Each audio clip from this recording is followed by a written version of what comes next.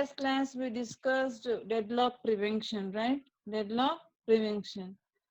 So today we will continue deadlock avoidance, that is how to avoid the deadlock. So before occurring the deadlock, you have to take some situations to avoid that deadlock. So deadlock avoidance means before getting the before we con before once you have to entering the system, must and should try to avoid the deadlock. Try to avoid the deadlock. So in deadlock avoidance, there are two types of techniques are there. One is resource allocation graph, and another one is deadlock avoidance by using Banker's algorithm. Deadlock avoidance by using Banker's algorithm. So here deadlock situation, deadlock means no one process will be executed. That is nothing but deadlock. So first we have to try to find out the deadlock prevention. Later we have to prevent how to avoid the deadlock.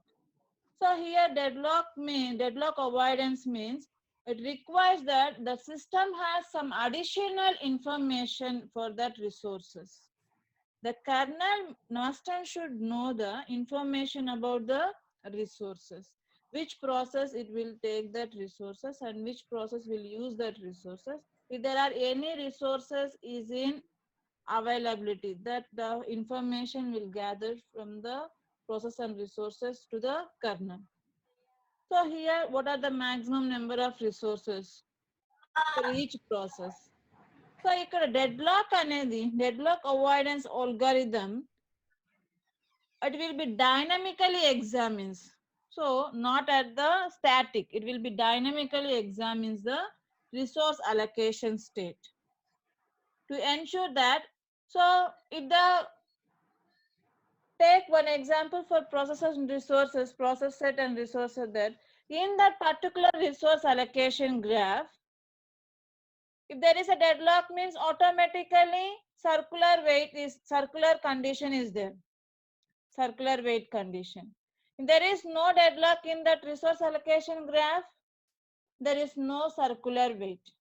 So if the deadlock avoidance algorithm dynamically examines the resource allocation state to ensure that there can never be a circular weight condition.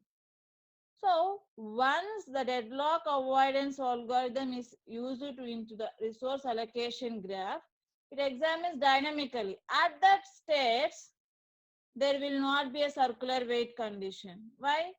Deadlock is not there in that process and resource allocation graph. Must and should there is a no circular weight condition. That is this condition meaning. Next, a resource allocation state is defined by the number of available and allocated resources.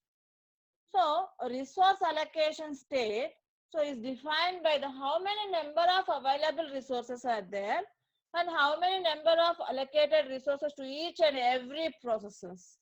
That is nothing but resource allocation state. So last class we discussed what is the safe state and unsafe state. So a system is in safe state means if the process are in some sequence. If the process are in some sequence. So if the system is in safe state, there is no deadlock in that resource allocation graph.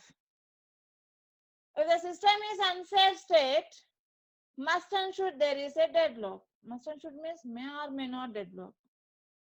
Sorry, must and should may or may not be a deadlock. The system is an unsafe state means they may or may not be a deadlock. So here a sequence P1, P2 and so on Pn is a safe if for each Pi the resource that Pi can still request can be satisfied. For example, see that if Pi resource and Pi process it needs a resource are not immediately available. If Pi wants some resource that resources are not immediately available, then PA can wait until PJ has finished. So you can take two processes, that is PI and PJ. If PI wants some resource, that resource are not immediately available, so that particular resource is not available, that particular resource is held by another process, that is PJ. If the PJ is completed its execution and release that resource, later only PA will get the execution. So when PJ is finished, PI can obtain needed resources, execute, return, allocate resources, and terminate. This is the safe state. So here already I told you, if the system is in some safe state means no deadlock will be occur. If a system is an unsafe state means possibility of deadlock.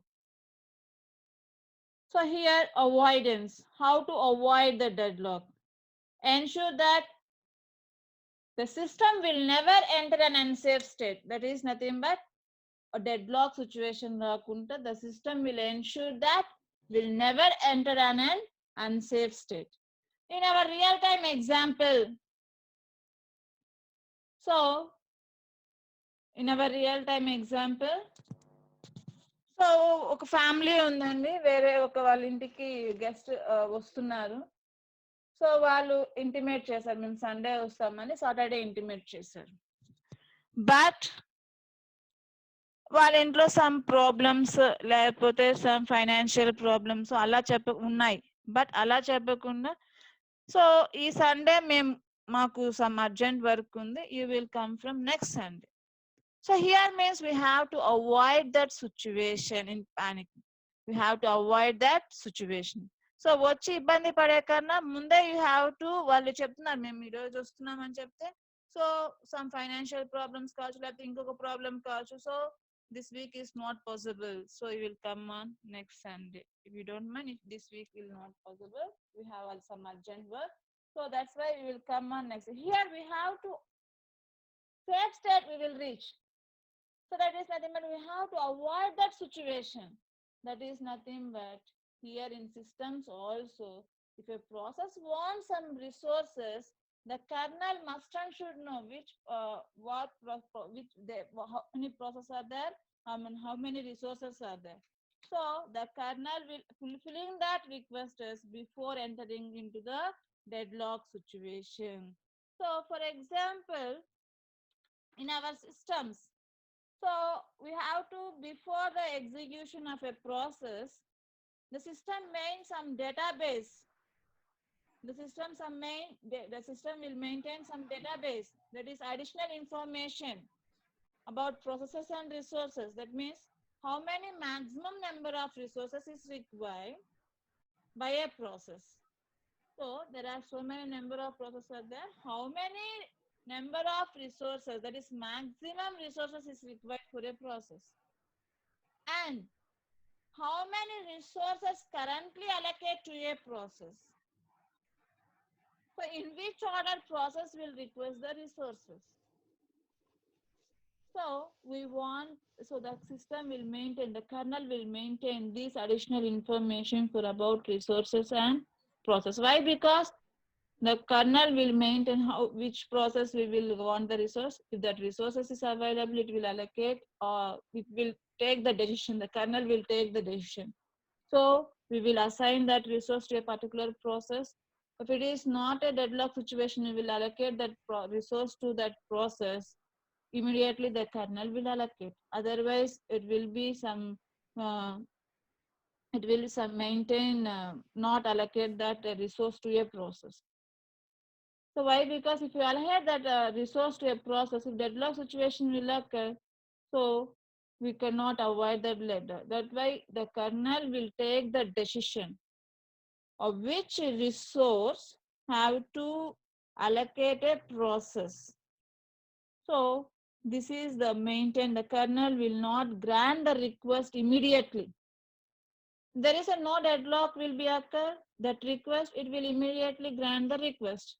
If there is a deadlock condition is there, that you have to grant that request, So it will not grant that kernel. That is the kernel maintenance here.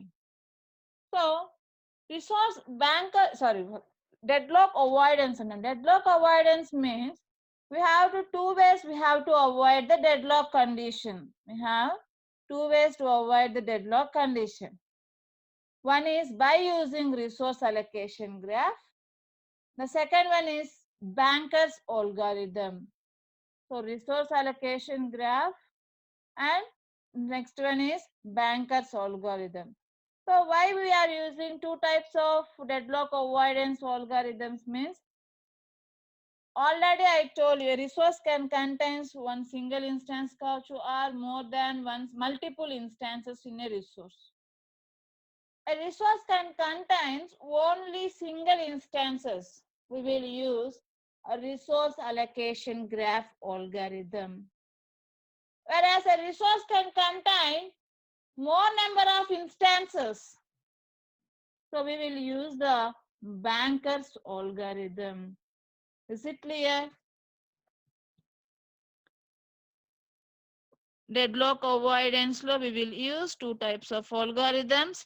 One is resource allocation graph, another one is a banker's algorithm. So whereas resource allocation graph, we will use only single instance in a resource.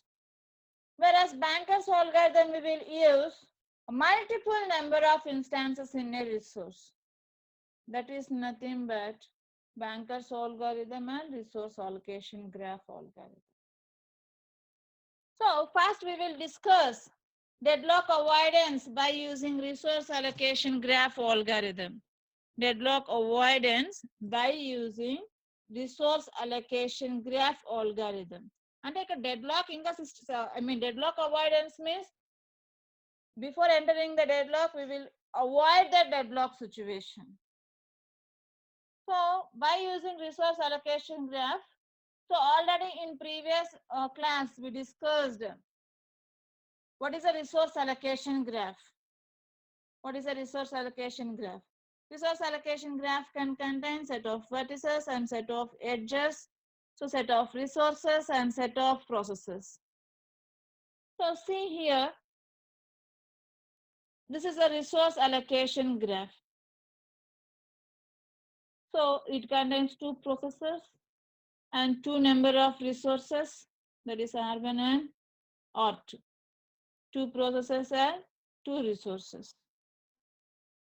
So here there are some solid line and some dashed line. So here R1 to P1, that is nothing but assignment edge. R1 to P1, that is RJ to PI, that is nothing but assignment edge. Here P2 to R1, that is nothing but here a request edge. So if P2 wants a resource R1, this is nothing but a requesting edge. And here also some dashed line indicates that is P1 to R2 and P2 to R2. This is nothing but climb edge. This is nothing but climb edge. It is same as an requesting edge also. It is same as an requesting edge also. But what is the requesting edge climb edge difference means? So P2 to R1, this is the request edge. So for the execution of P2, must and should it want to accessing the resource R1. But what is the climb edge means? So a process may request the resource. A process may request the resource.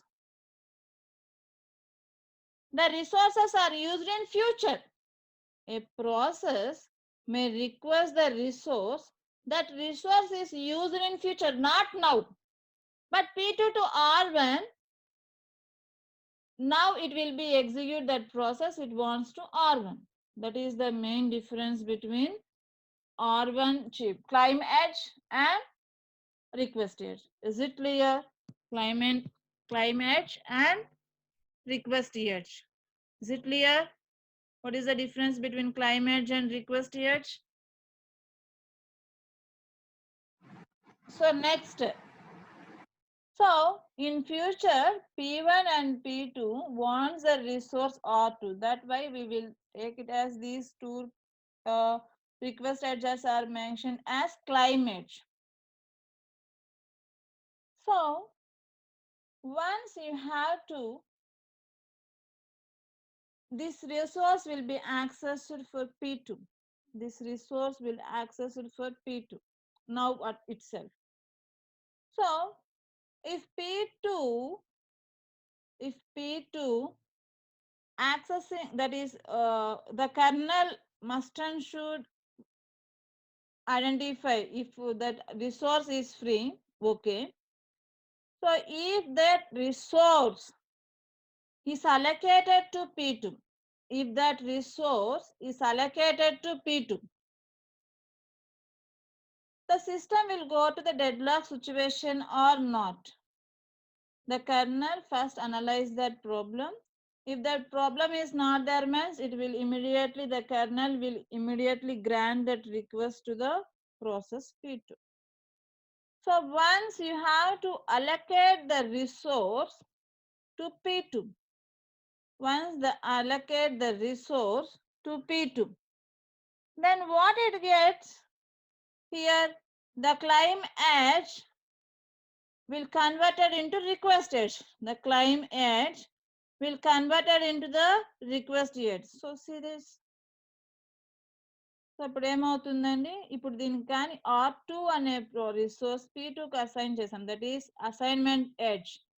So P2 to R2 అనేది claim edge to it will make it as a request edge. After that requesting edge, R2 it will go to the or assign to the process P2 and assume that. So the kernel check that this is a deadlock situation. Why? Because so P1 also accessing that request.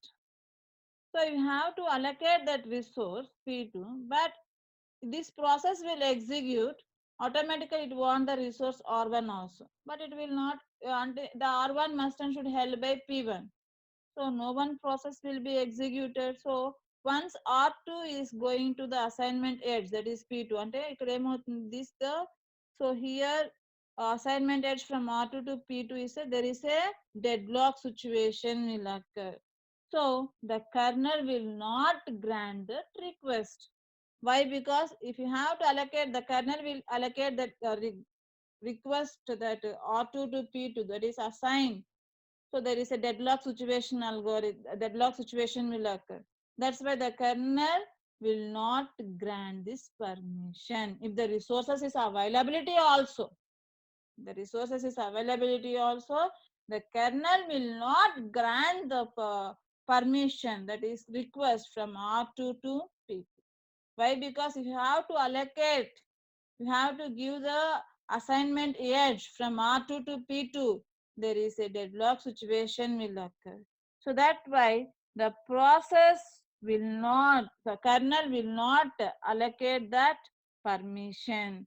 So this is the resource allocation graph for deadlock avoidance.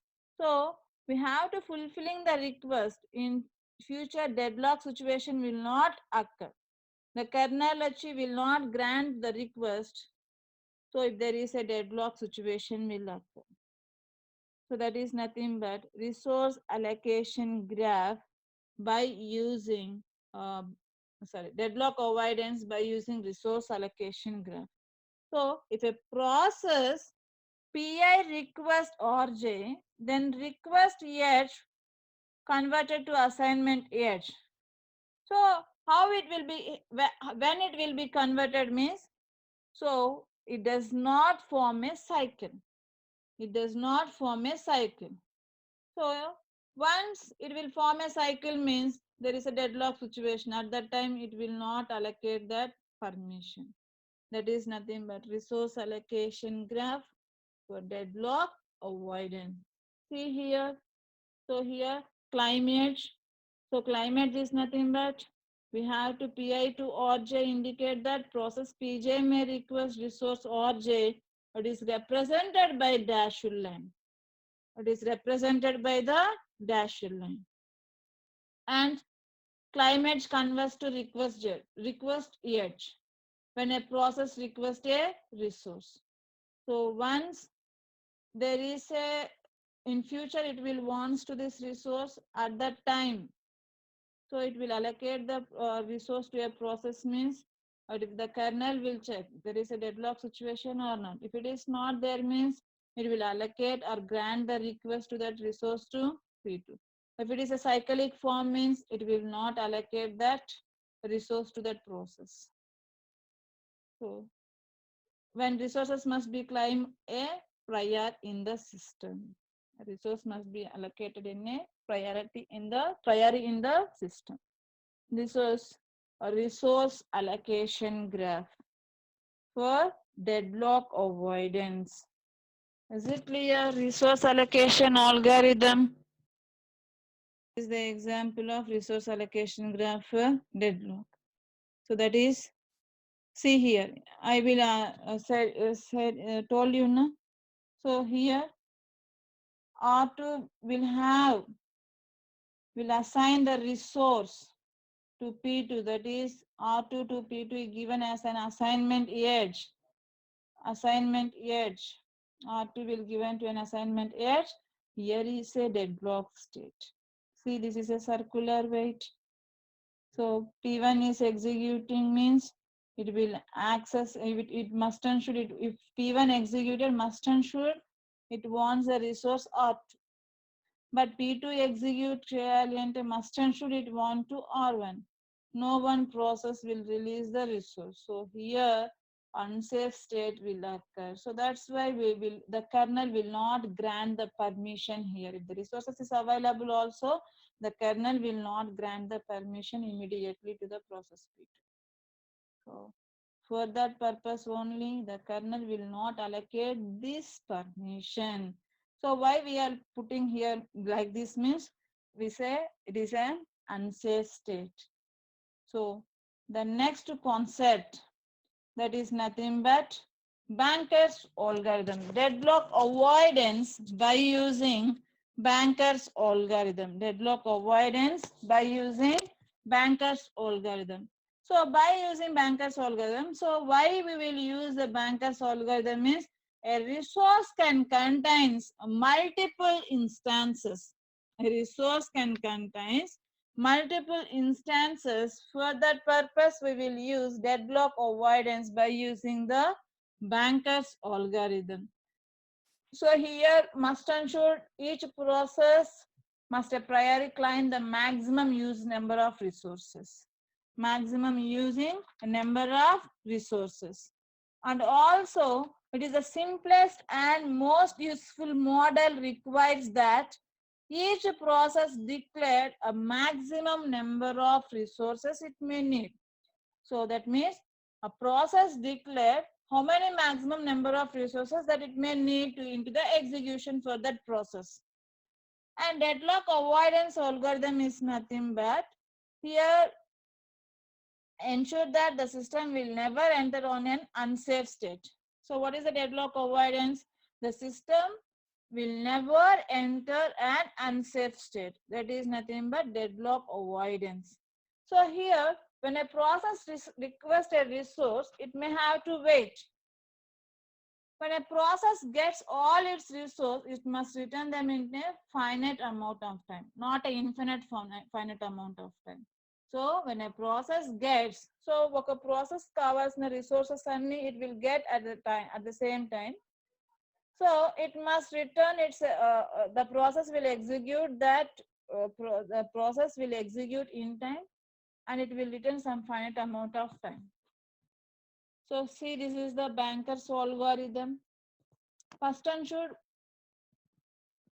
we will do the Banker's algorithm is nothing but must and should you know how many number of processes and how many number of resources and what are the availability of resources and what are the maximum number of resources and what are the allocation of the resources and need. So a process can execute how many number of resources it will need. That is nothing but Banker's algorithm is nothing but number of process and number of resource types ungali available. So availability of resources, that is instance of resources, maximum. A process may request how many instances of a resource type, and allocation, how many number of resources it will be allocated to that particular process, and need. So if PI may need how many instances of RJ to complete this task. That is resource. See here, available. How many number of, if a available process, how many number of instances are there? And max. Max means maximum of IJ. Then process PI may request at most K instances. You have to execute in Banker's algorithm. It is available, max, allocation, and need. So need kavali ante maximum minus allocation. That is maximum how many numbers or resources are there minus how many process will allocate, how many resources to allocate in a process. That is need of Ij is equal to maximum of Ij minus allocation of Ij. So we will discuss one example here. We will discuss one example by using Banker's algorithm. So take that there are number of processes are P0 to P4. That is totally 5 processes. And how many resources are there? Assume that there are resources are A, B, C. So A, B, C. 5 processes and 3 resource types. And A consists of 10 instances, and B consists of 5 instances, and C consists of 7 instances. A consists of 10 instances, B consists of 5 instances, and C consists of 7 instances. So assume that P0, P1, P2, P3, P4. So here we have to allocate the resources for P0 is 0, 1, 0. And it will allocate the resource from an instance from a B and a resource which we have to allocate one instance from resource B to P0. And P1, we have to allocate 2 instances from resource A to P1. And P2, we have to allocate the resource, that is instance of a resource from A to P2 is nothing but 3. We have to allocate 2 instances from C to P2. We have to allocate 2 instances from A to P3. We have to allocate the instance 1 from B to P3. We have to allocate 1 instance from C to P3. And similarly from C, 2 instances we have to allocate from C to P4. This is nothing but allocation. This is nothing but allocation. And add this A and a resource, how many instances we will allocate? 2, 3, 2. 2, 3, 2. If 2 plus 2, 2 plus 3, 5. 5 plus 2, 7. And from B, we are using 7 instances. And remaining, how many are available? 10 minus 7, that is 3. And we have to take next column as available. In next column, we will see as, so here 10 minus 7. So 10 minus 7, sorry.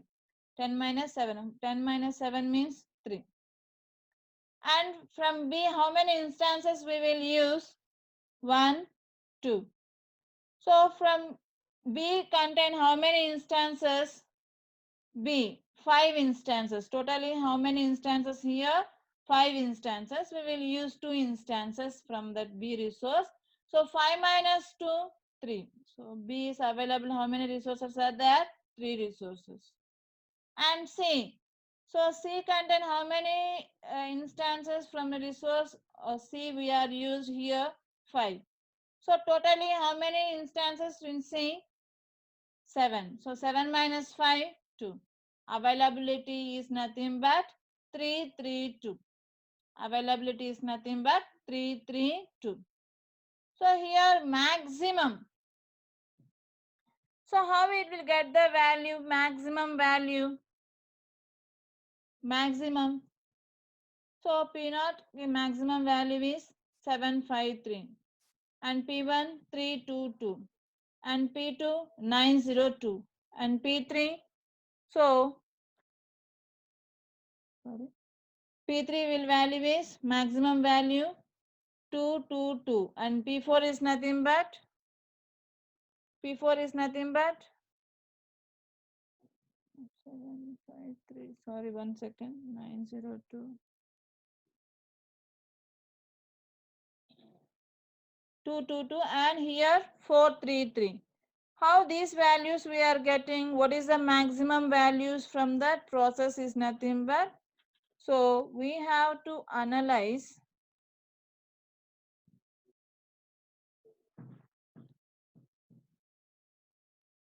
See, these are the allocation and these are the maximum values and this is the nothing but availability matrix. So next we will discuss what are the need you have to availability from this allocation. So how many resources are need to executing a P0, P1, P2, P3 and P4. See here, this is the maximum needs, maximum values you have to allocate these processes to a resources. But need already I told you. So need is nothing but need is nothing but maximum minus allocation.